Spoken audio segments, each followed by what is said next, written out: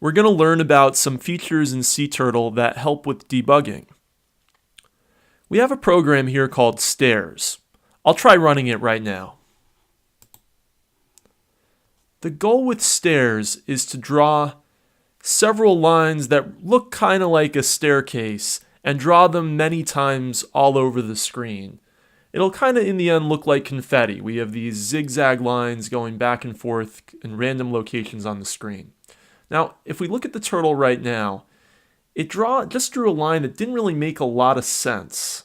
It didn't look like stairs, it looked like just an L shape, whereas the other two lines looked like stairs.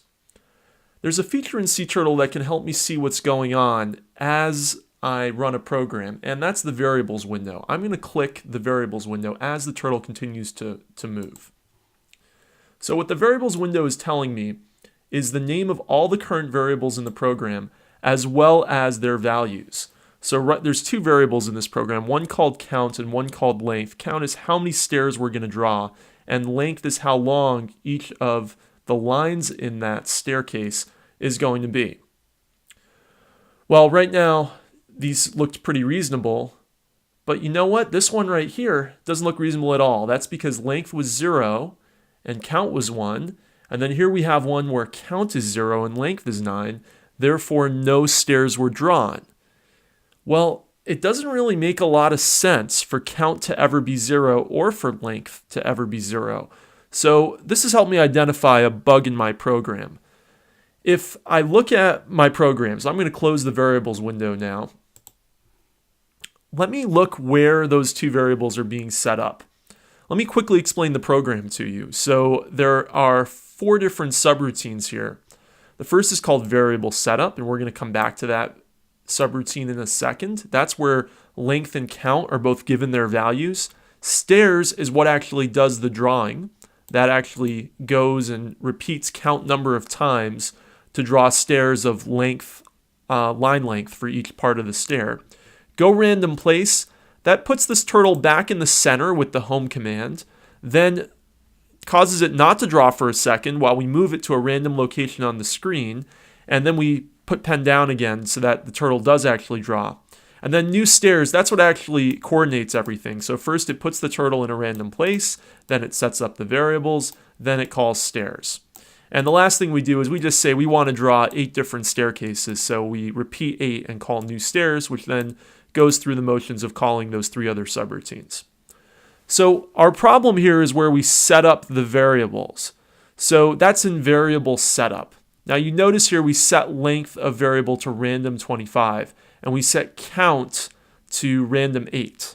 Well, the way SeaTurtle's random function works is it's going to give you back a number between 0 and what you provide. So length is going to be between 0 and 25 and count is going to be between 0 and 8. But you know what? It doesn't really make sense for length to ever be 0 as we just saw when we debugged. So we're able to now identify where the problem is by seeing how the variables change throughout the program using the variables window. And we can see here random 25 doesn't make that much sense. What would make a lot more sense would be to give this a minimum. So I'm going to set it to random 10, so it'll be a number between 0 and 10, but then I will always add 15 to it. That way, I will sometimes get numbers that are as low as 15 if random came up with 0, and then sometimes get numbers that are as high as 25 if random was 10. And random 8 also, that doesn't make sense for the count to ever be 1 or 2. So I'm just going to add 3 here, so we always have at least 3 stairs in any of our staircases. Okay, let me try running the program again.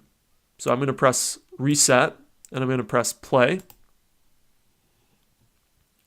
Okay, that looks like a reasonable stair. Now, the way that I've been running the program right now is to just reset and press play each time.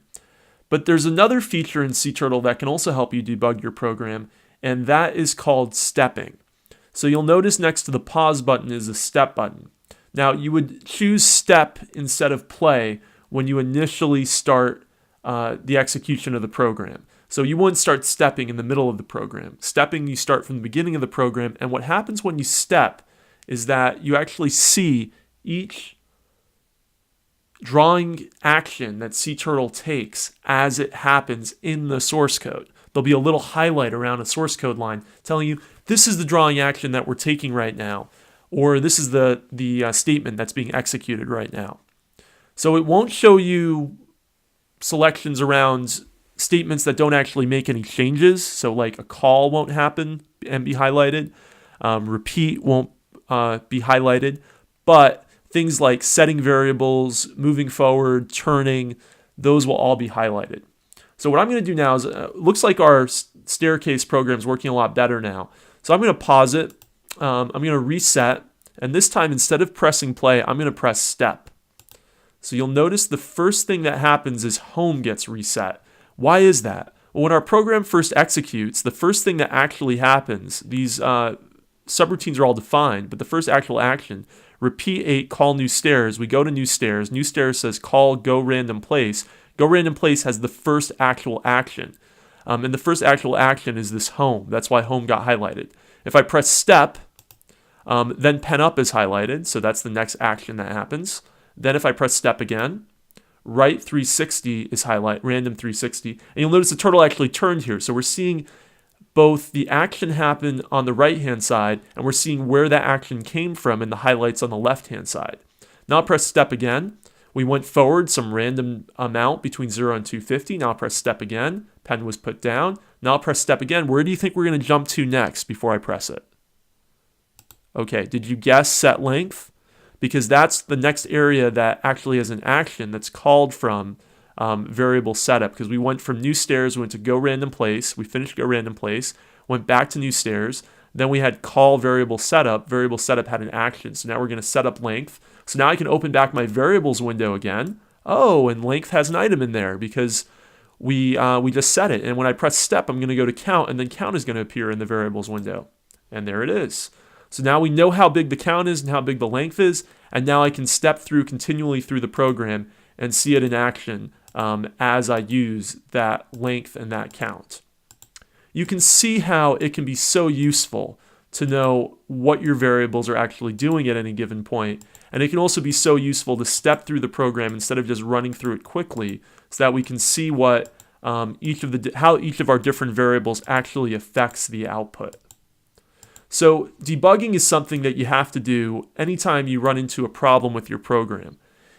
There's more than one way to debug, but using the combination of the variable window and the stepping facility in SeaTurtle is really going to help you with your more sticky problems.